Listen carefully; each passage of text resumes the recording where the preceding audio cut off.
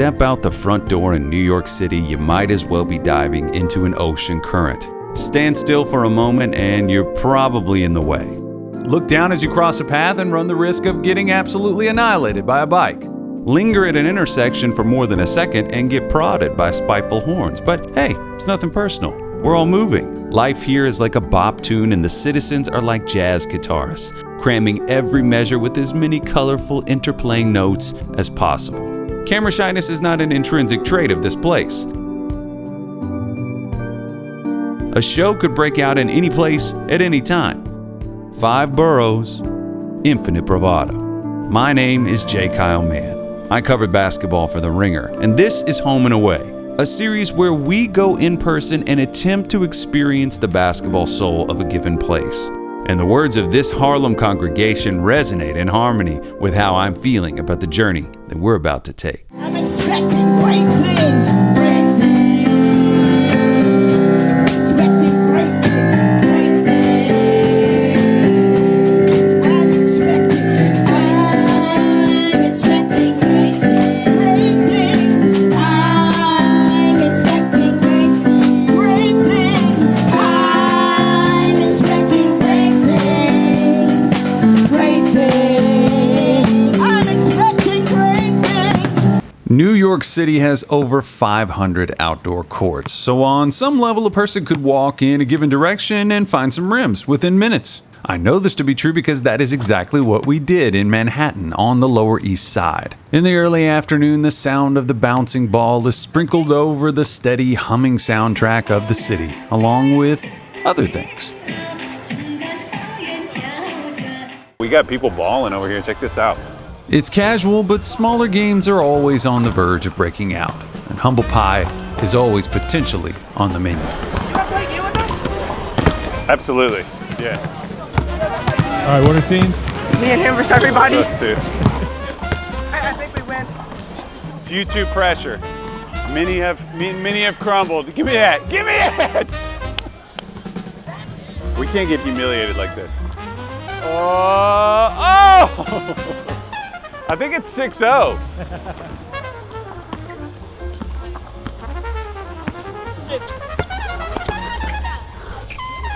Let's go.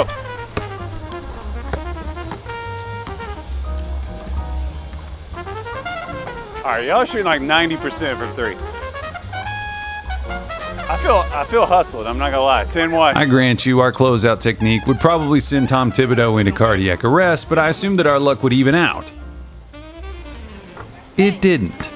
He wants more. Look, he's like, I got this. Yes, he does. We can't come back from this. That's 100-2.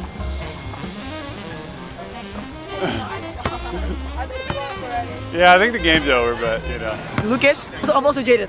You're Jaden too? Okay. Jaden and Freddie are a combined 95% from 3.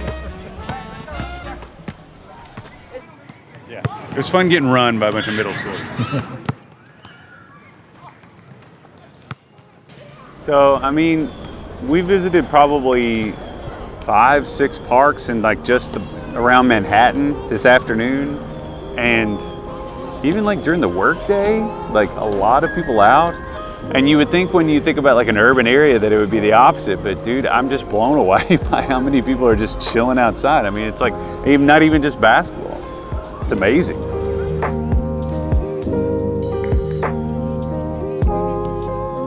From the token, energetic white guy with a ponytail that you find at every park to boyfriends roasting girlfriends in 1v1, you could feel the love in the air.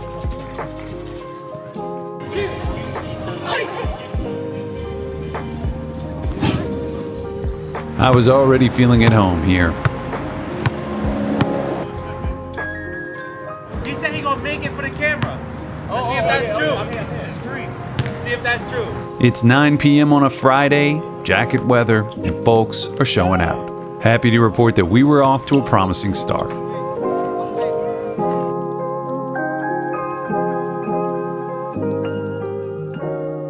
We're starting day 2 at the Grand Street Courts near Chinatown in Lower Manhattan.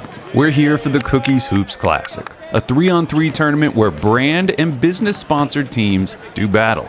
It's competitive, but good-natured, almost like a basketball-infused block party. We're returning to the site of the humiliation where I got, busted on by some middle schoolers who, I don't know, maybe I underestimated them. Maybe I could have played a little hard. Didn't want to overdo it, but we're here at the Cookies Hoops 3-on-3 tournament. It is gorgeous. It is cinematic. This cash money right here. I'm not trying to project or predict the future, but that trophy over there probably gonna go home with me. This cash money right here. This outgoing fella looks familiar? Where do I know him from? Oh my God, yes. Double f***ing overtime! What the f***, baby? New York is f***ing back! Bing bong. If it wasn't a double rim, that shit was going in. If I can really predict you're gonna win this shit, it's probably this right here in the red. Hey, yo, detective! Yeah, the detective guy. On the case today. Who you talking to? I'm AP. What's your name? Kyle. Yeah. Jacob. I'm AP. I'm hungover. I played my best. You hungover? What'd you have last night? I only had like 3 drinks. I had like a mezcal, soda, pineapple. Ooh, that sounds good. You can't pass that up. It's a fucking banger. All right, I had to come check in. AB was calling you the detective. He swore well, that was his impromptu nickname for you. He was saying that he thinks that you're the horse he's betting on. I was just curious, who are you? Give us a quick bio blast on why would he be saying that about you? I mean, we're the defending champions. So okay. There's a little bit of that going on. The detective, though? You could be Neo from the Matrix, or you could be a cop. I don't know. Can I ask you a personal question? Did you have a Danish before you got over? You got a little. Oh shit! You got me out here looking crazy. Ben Dietrich of Cookies Hoops was telling us that there's a spread over here, and you would think that the ideal thing for a 3-on-3 tournament in New York on a nice Saturday morning. It's donuts, obviously. Healthy food is not hard to find in this town. Fruit is sold on the street, for God's sake. Their world-famous lox is everywhere. The fuel for winning is always close by, and yet game prep varies from person to person. This is so not what we should be doing.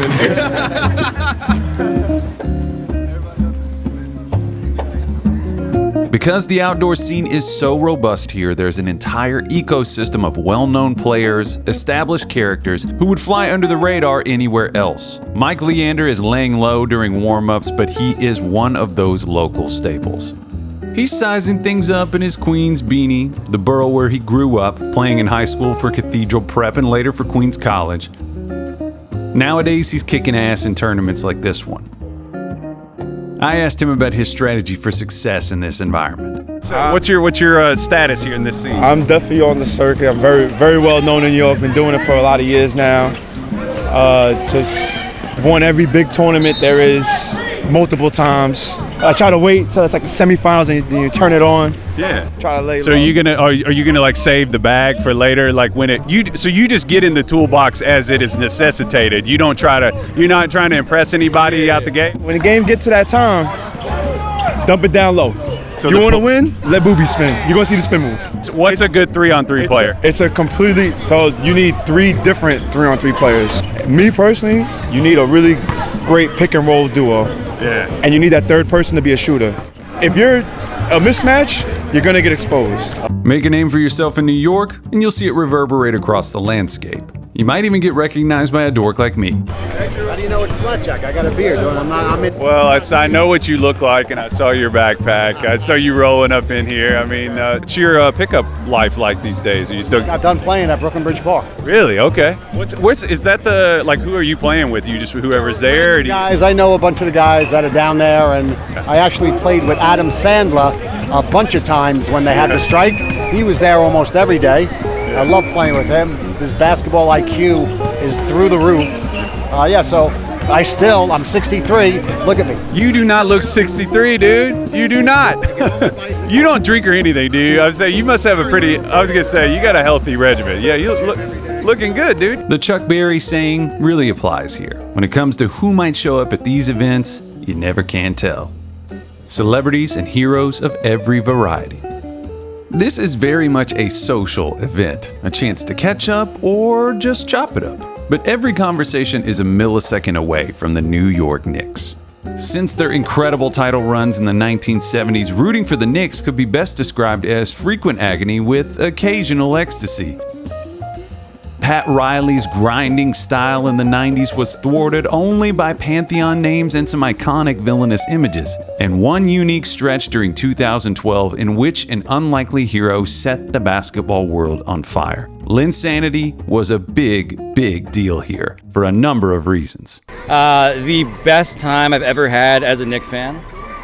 You know, I'm born and raised in Manhattan. I grew up within walking distance of MSG. I am Asian American.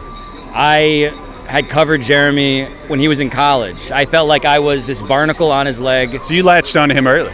Yeah, I was the guy who wrote the 2 straight Sports Illustrated cover stories about Jeremy Lin, which is all to say that when the Knicks fucked this up, and then they said, go be a Houston Rocket, and he didn't want to be a Houston Rocket, I also didn't want to be a Knicks fan. I was there when he had 38 at the Garden against Kobe, all of that stuff, feeling what I can only describe as a hormonal revolution.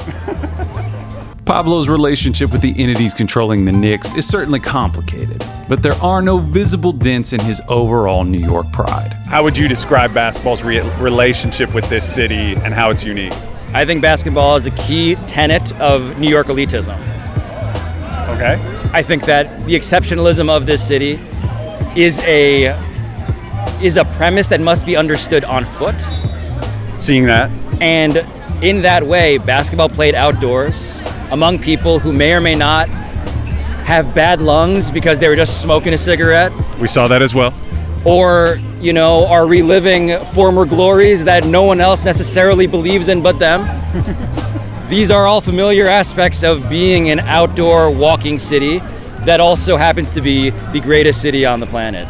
Every city has its list of things to know, for everything from how and where to enjoy yourself, more privacy, and how and where to keep yourself safe. But in New York, there are some intriguing secrets to round ball success that involve the equipment. What do people say about you and why when you show up at the park? It's Mr. Glass, Tim Duncan here. The cheaters. They call us the backboard guys. What's unique about the backboard situation in New York, though, compared to other places? Any backboard with holes in it, it's called a fiber backboard. Fiberglass, yeah. Fiberglass, so that means if anything that touches it will die. Okay. Any type of bat. You throw a football, you could, it'll die. It'll drop it. It even has a distinct sound, ka-gunk. What shots do you shoot off the glass? We shoot every one of them. We shoot every one. We've been doing it for so long. We shoot threes, free throws, everything. Anything. So the backboard is kind of like a sneaky thing that maybe not everybody knows about, or you guys just exploit the advantage. In New York City, everybody knows about it. There are tons of tournaments like this one during the warm months, but this particular get-together is the brainchild of Andrew Kuo and Ben Dietrich, 2 holistic basketball culture enthusiasts who founded a website called Cookies Hoops. Their curation of the intersection between what happens on and off the court is accessible and often lighthearted, while refreshingly sincere. What is Cookies Hoops? Oh, Cookies Hoops is a collaboration between me and my good friend Ben Dietrich. We talk about basketball every week, podcast-wise, but we try to just live this downtown New York basketball life, man. Setting up tournaments like this. Also, every week we do a run at PS41. We do a lot of clothing, merchandise, and we just like to hang out with our friends who love basketball. Basketball, to me, what makes it amazing is it's not just the game here. Whether you want to get into econometrics, or you want to get into the cap apron, or you want to get into just the culture and the fashion and the style, there's a lot of entry points. In basketball, we talk about vertical spacing, right? And in New York, things kind of stack upon each other, like not only in its buildings, but all like the different facets of downtown life. Like fashion people talk to hoops people. Ben will write about a clothing designer and then write about Caitlin Clark. What we've learned in the Garden for 3 decades is maybe winning isn't everything. Maybe just because there have not been many wins, right? That seems resigned, Andrew. That seems a little like... We're in relegation for like a decade. The generational trauma of fandom is already a recurring theme. The secret about Andrew, who I dearly love, is that he peaked with Linsanity.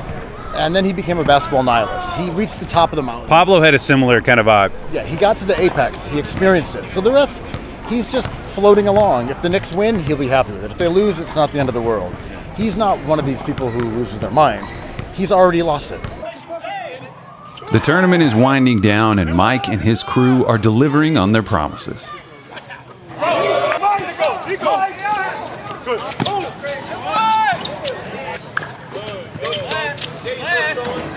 They're in the bonus because of that. You still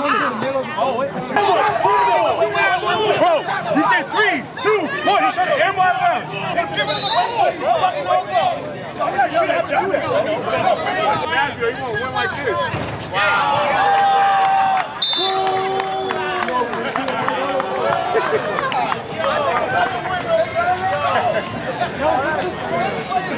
This shit is rigged. Even my dog knows it, bro. We're pissing on this game. Jacoby, Get that on camera. we're leaving. All right? If you want to invite us back, we'll come back and we'll win it again. And again. You want to bring it? And again. And again. And again. And again. And again. That's what you want us to come back. You always win when the refs is on your side, man. You know what I'm saying? But look, I ain't gonna give no excuses. Out there. No excuses. They did their thing. Nah, I'm not gonna lie. Most honorable man in New York. It was like the commercial. It was like the commercial. It was like ref was out on me. I touched it. It's their ball.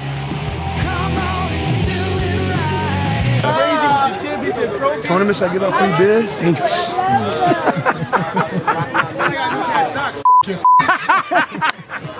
Nah, it was all love. It was all love. It was fun. We had a good time. I think that's a good place to stop. The lore of high school basketball in New York is immense, with a stark dividing line between the public and private worlds. From Connie Hawkins to Lamar Odom to Shamiqua Holdsclaw to Sue Bird and Breonna Stewart, the list of native sons and daughters is seemingly unending.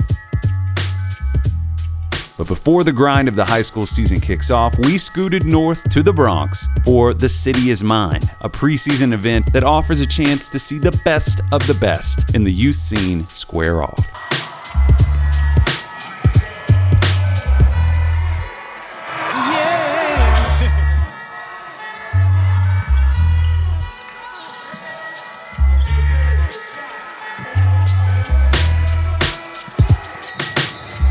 But this is a far cry from the Fieldhouse cathedrals of Indiana. Space for indoor competition is hard to come by here, so real throwdowns are witnessed by a limited number of rows and a slew of people standing on the perimeter. There's nothing quite like the barely discernible barking of a PA announcer, another role pioneered and perfected here, and the sound of squeaking sneakers sharply bouncing off of concrete walls and whistles so abrupt and piercing that you feel like your eardrums are being shivved. For a preseason game, the enthusiasm is really flowing here. 15 for CA, Mr. Get It Done. Flagged that kid pretty early on that he has like a weird herky-jerky game, but like has some like skill. He's like a little chaotic, but he's done some stuff that like want to keep an eye on.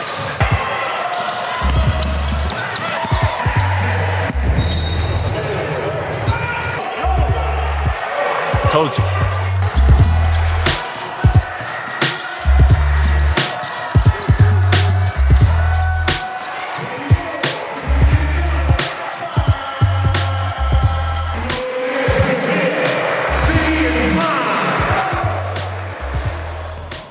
From the high school hoopers jockeying for regional supremacy and pre-college attention, we head to a community center to meet another fixture within the basketball community.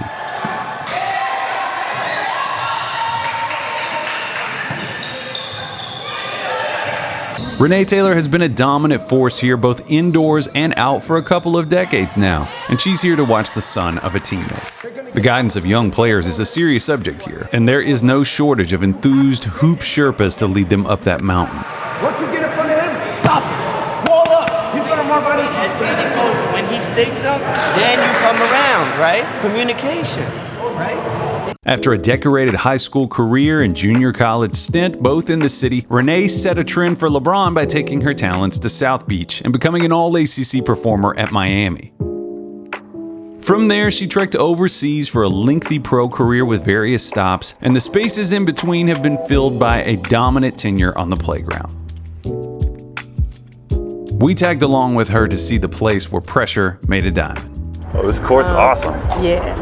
So here I grew up in this building here, 13th floor, that AC window there, right above the last one. That was my room.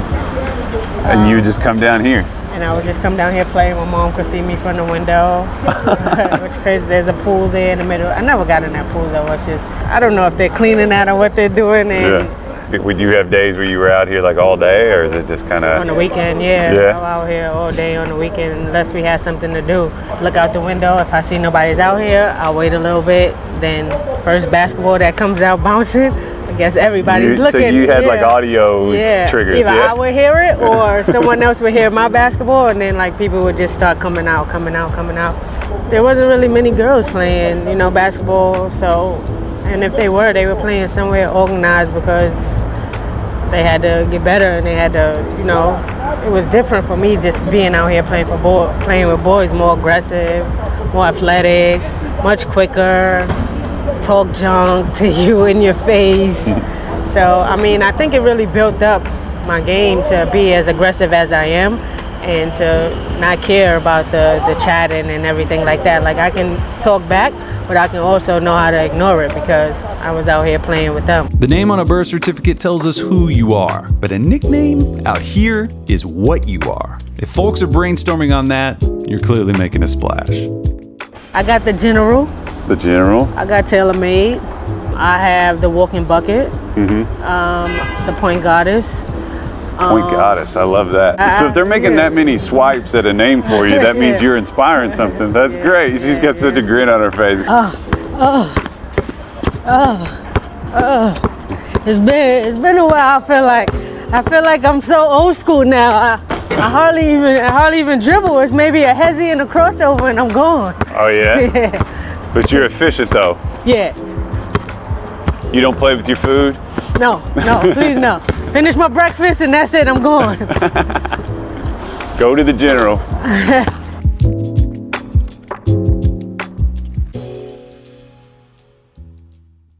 Although somewhat dormant as of late, college hoops in this part of the world has certainly had its glowing moments. NYU enjoyed a golden era during the 1950s. Long Island University's Claire B. was one of the more influential teachers in the late 1930s and early 1940s. His drills actually made their way to a young Kareem.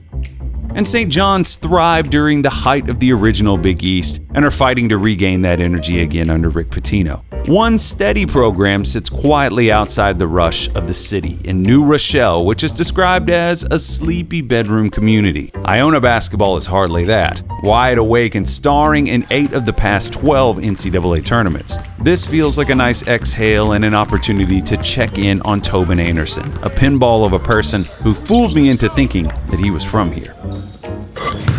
Good Biggie, good Biggie, good Biggie. So we're just not tough enough. Good teams come in here and they get after it. And there's nothing wrong with talking too much.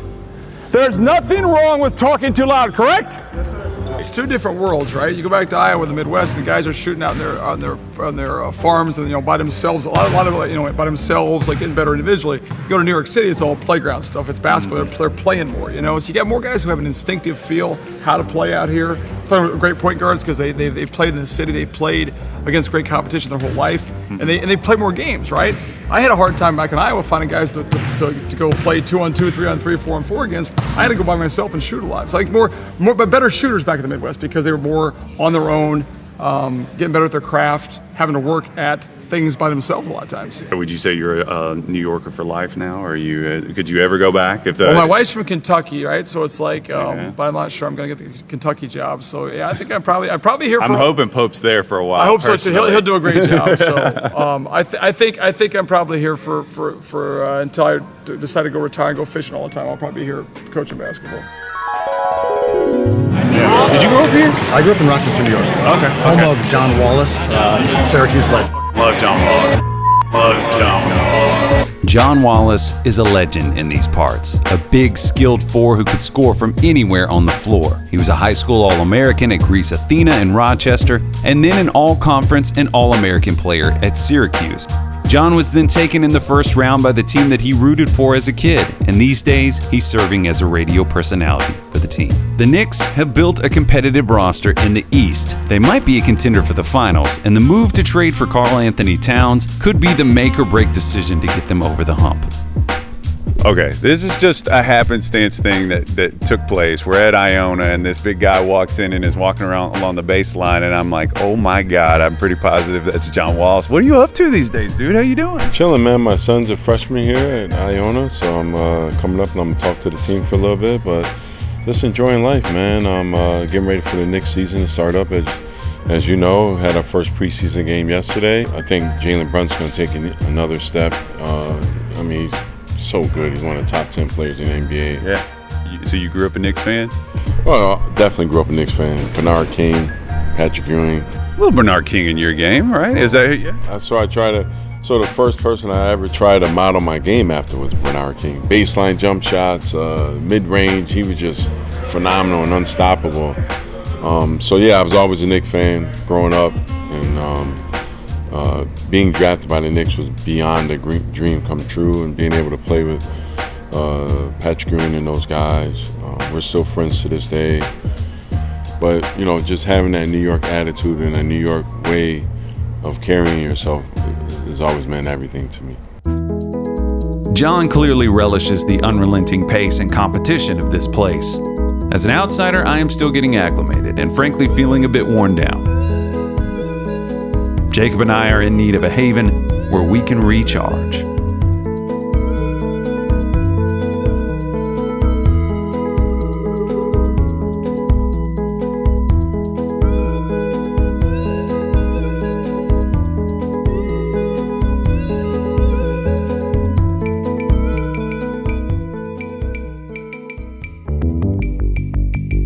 Anita Fajita.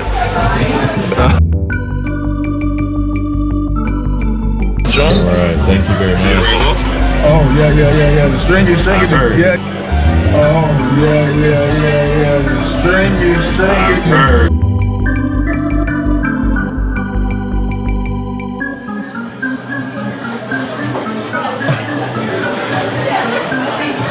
That was a good one. Just coming to check in, make sure everything's good. I love asparagus. Presidente Margarita. That's way better than Tyler did.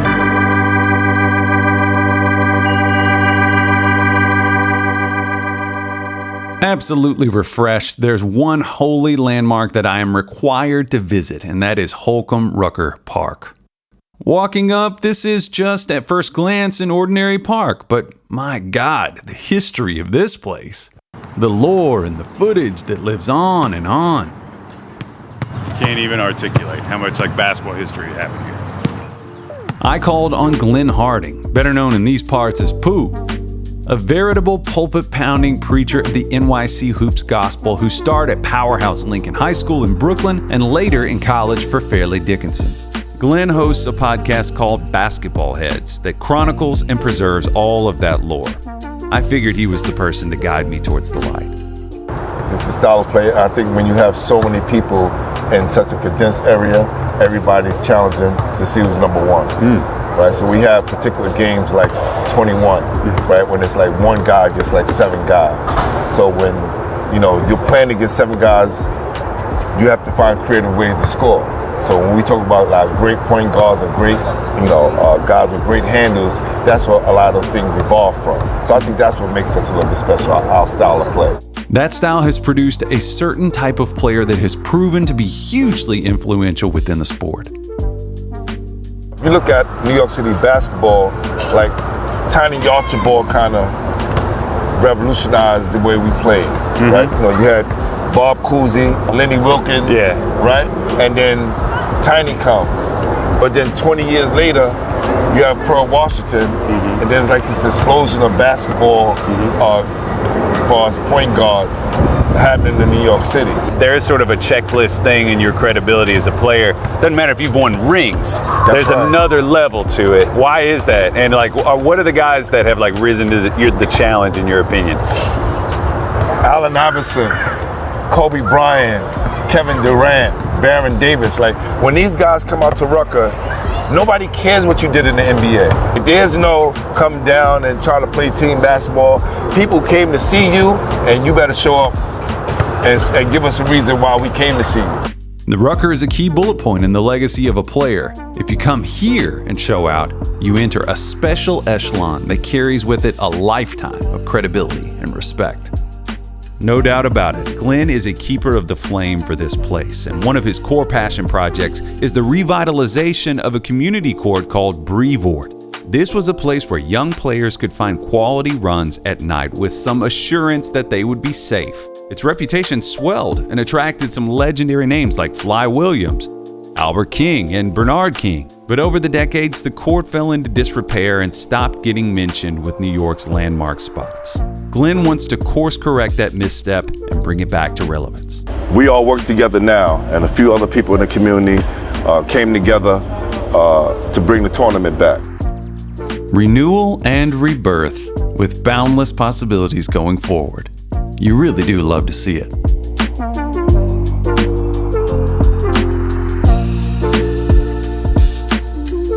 I wanted to ask you guys, being from here, Brooklyn, you know, New Jersey Nets moved to Brooklyn. Is there any chance Brooklyn Nets are ever going to penetrate the circle here? It's hard. Are they always going to be just like little brother? They're always going to be little brother. It's always going to be little brother. It's just like every single, because the Knicks been by themselves forever. Yes. It's not like the Yankees and the Mets, where it's like a division or the Well, the Knicks Giants played in the first Jets. NBA game ever. That's what I'm saying. Yeah, their history Like, alone. Giants and Jets has always been two teams, like even the Islanders and the Rangers, but like it's just been the Knicks forever. And then the Nets pull up and like people are just supposed to be like, all right, nah. Let's go, Knicks TV all year. Let's go, baby. As the Knicks and the college teams attempt to regain glory, the New York Liberty stand as a template for how to get over the hump. The team that played in the first ever WNBA game in 1997 has gone on quite a journey. After early success and then waffling interest in pouring resources into the team, they were pried from under the thumb of James Dolan and rescued from Westchester and subpar facilities by Joe Tsai, who also owns the Brooklyn Nets. Now playing in the Barclays Center with renewed energy and optimism, the Liberty were amassing elite talent and reaping the rewards. They actually won the WNBA title days after we left town. Again, there are a lot of points of entry within this game, and it's clear that the Liberty are serving as a welcoming version of that for an often overlooked portion of basketball fans. Miles Ehrlich, a New York native, covers the Liberty and let us in on the cultural explosion that they've seen as of late. And especially, within the larger conversation for the W, which is a league that is predominantly black women and or queer women, and having that be a safe space for those fans who, I have a bunch of friends that were never going to sporting events because they said this was not a space that felt safe to me. So that's the big difference, you would say? Are the crowds distinctly different between who would be at a Knicks game or is there movement going on, and what's that scene like? It's an experience. It's not just come for a basketball game, and I think that's part of what the Tsais have done so well is that, on the W side anyway, is Ellie the Elephant becoming this like cultural icon and the celebrity. Ellie is an elephant because when the Brooklyn Bridge was first made, before they wanted to send people over it and cars over it, they sent an elephant across to make sure that it was stable, I think the Liberty have a much nicer way of telling that story. My favorite moment of Ellie this year was there was a scuffle on the court, and the next thing you know, players are being separated, and her handlers are picking her up because she's trying to get in the middle of this scrum, and she's pointing at the opposing team, and she's throwing her braid around, and they literally have to lift her up and walk her down the tunnel because she's trying to fight everybody. She's a fully fleshed out character rather than just being kind of a caricature of what a mascot should be. Documenting this game in this place was both remarkably easy and painfully difficult. On one hand, the city turns every person into a cinematographer. If you have a camera, turn and point it and something beautiful is going to come into the lens. On the other, it speaks to just how consumed these people are with this game that we could see so much and leave feeling like we still saw such a small portion of it. Maybe that in and of itself speaks to the refining power of growing up here or coming later in life.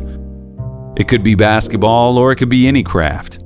Inherent in the New York experience is the constant flow of people who are all looking to do the same thing: carve away and make a name for themselves.